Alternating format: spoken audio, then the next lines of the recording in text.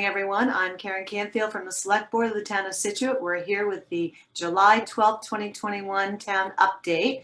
And before I turn it over to our Town Administrator for all of the new town business, I wanted to just make a few remarks.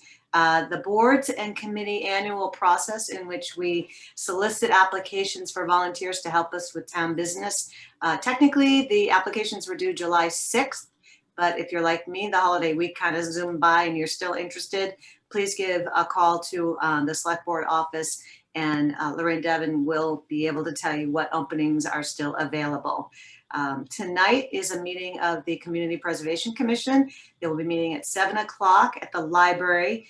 On their agenda are two very interesting applications. One is for the Little League field request, and the other, which the board has received many emails about, is to have a preliminary discussion about the East Border Street Farm conservation. That property has been put on the market, and that conversation will begin this evening. The last note is a sad note. We, as everyone knows, the carnival will be, the Knights of Columbus Carnival will be in town. Jim will talk about that in a minute, but the board of, the Select Board of Scituate and all of the residents wanted to extend our deepest condolences to the family of Mark Brady. He passed this week on July 2nd, and he was instrumental in bringing the carnival and a lot of the KFC programming to our community. So we will miss him. He was a great man. With that, I would like to turn over the update to Mr. Bedreau. Good morning. Let's start with our water update. The water main construction on Utility Road is nearing complete. They have about 200 feet of main to do. After that, starting next week, they will do the individual home services along the way, connecting those to the new main. Work has commenced on Old Oak and Bucket this week. The contractor is finishing up his mobilization. Old Oak and Bucket will be closed to through traffic while that construction is going on.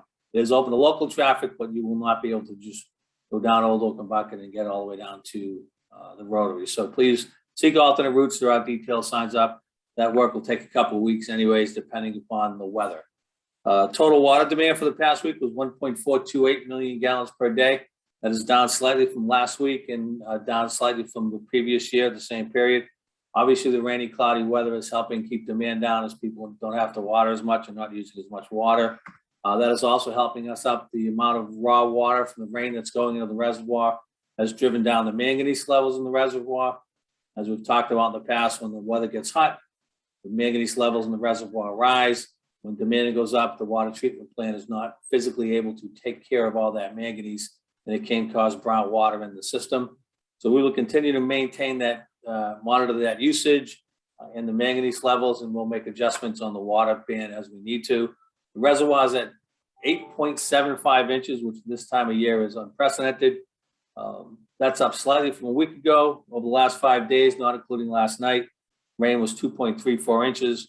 Reminder, despite all the rain, we still have our annual water ban in place. You can go to the town website on the water department and see what that is. As most people know, but not all, the water ban we are under now is a state-imposed water ban based upon withdrawals from the catch basin of our water supply. It has nothing to do with our actual water supply. So it's not something we impose, but the state puts that on an annual basis. COVID restrictions are up. I think everybody knows that.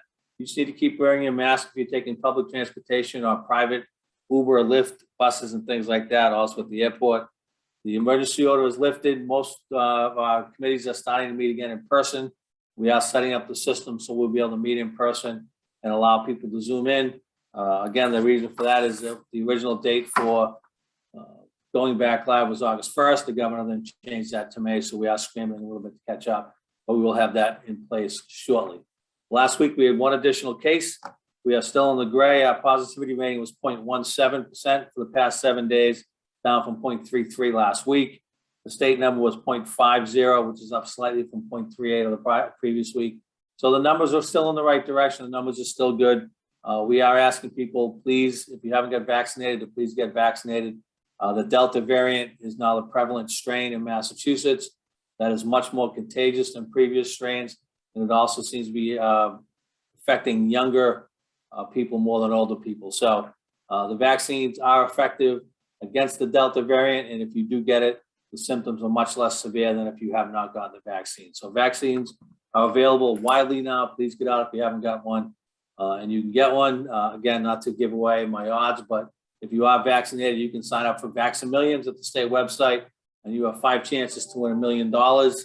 If you have kids between 12 and 17, you can sign them up, and they have 5 chances to win a $300,000 scholarship. So the odds are better than anything we do at the lottery. So if you haven't signed up, good for me because I signed up, and the odds are better. But please get your vaccination, and if possible, sign up for the mass vax. Peggy Beach is ongoing. We are having some drainage issues down there, so we're putting some drainage in. The base coat is down. It has been temporarily striped. We'll put the drainage in now, and then again with the top coat, it'll depend upon the availability of the contractor and the weather. But right now, we will be installing some drainage down there. There's some of the drainage issues that have arisen down in the parking lot. Country Way sidewalk is ongoing. The curbing is just about done down there, so you can see that sidewalk. Next up, we'll be putting in a base coat along the sidewalk. We will also move those poles that make it not handicap accessible. We can't move too many poles, as then we will have to move all the poles, and then it becomes significantly more expensive. When any pole that interferes with handicap accessibility will be moved. When we finish Country Way, we'll start finishing up the design work on Stockbridge Road and look to fund that again to the Complete Streets program, which we're funding Country Way through, and get the Stockbridge sidewalk started as soon as we possibly can. Stevenman Rink renovations will start next week. That's located over next to the tennis courts and the skateboard park at the high school. That entire thing will be renovated. The contractor will start mobilizing probably the end of this week. Construction will start next week, and that'll be finished by September. There may be some overlap with school, but it'll just be finishing up, so it shouldn't be anything that interferes with school activities. Our well 17A green sand filter is progressing. Right now, the next major milestone will be having National Grid bring in the 3-phase power, the upgrade in the power that we need there. The green sand filter will remove iron and manganese from well 17, which is one of our highest producing wells. We're hoping to have that back online in the fall, if not sooner. And when we do, it'll return about 250,000 gallons a day to the system, taking a lot of strain off our water treatment plant. At the same time, we're working on well 18B, which also has high iron and manganese. We have a green sand filter there. What we're dealing with now is what to do with the so-called wastewater, which is the water that is used to clean the filters on a regular basis. That has very high iron and manganese content in it. When we do that, we don't want to put it back into the system. So what we're going to do there is we are actually going to pipe that over to the golf course, put it in their reservoir, and then we have to use that to water the golf course if and when the rain lets up. Right now, we don't have a whole lot of need for it. But that'll be 10,000 plus gallons a day that will be available for the golf course, plus another 100,000 plus gallons a day from well 18, which will really help us, again, take some of the pressure off the treatment plant and let us rest some of our wells, do some work on our wells on an ongoing basis. Clubhouse renovations are ongoing. The Widows Walk, $2.5 million, increase in the size of the building, handicap accessibility in the clubhouse. We're really excited about that. The golf course had a banner 2020 year. We ended the fiscal year with more than $600,000 in the good. They haven't finished doing that yet. It'll be more than that, but we have at least $600,000 in the black for the last fiscal year. So congratulations to Ian Kelly and his staff down there. They're really doing a wonderful job at the golf course. 2 more things. As Karen mentioned, the KFC Carnival starts tomorrow. It'll go from the 13th to the 17th in Cole Parkway. Really, I think a sign of returning to some normalcy here in Scituate, our first big outdoor event since COVID shut us down last March. A good opportunity to get out, enjoy the harbor, visit some of our businesses. What you do need to know, though, is that Cole Parkway in front of CVS will be 2 ways during the duration of the carnival. That is usually a 1-way street, but with the carnival there, it will be 2 ways. So please be cautious when you're going down there in Cole Parkway, knowing that's 2 ways instead of 1. There'll also be restricted parking out around the bandstand because of the carnival, but that'll all wrap up Saturday night, the 17th, and they'll be out of there sometime on Sunday, the 14th, or the 18th, I'm sorry. Finally, on a non-town related note, Steve Leach, the president of Northern Oak Landscaping, wants to thank the town of Scituate and all the residents of Scituate for their generous donations to the John Michael family. John was the employee of Northern Oaks who tragically lost his life in a drowning accident after jumping off the Edward Foster Bridge. Just Scituate residents donated over $30,000 through the fund to assist his family. Steve is beyond thrilled and thankful for all you've done and for all your support to Northern Oaks and the family during this time. So big thank you from Steve to those of you who are supporting John Michael and his family. Glad today.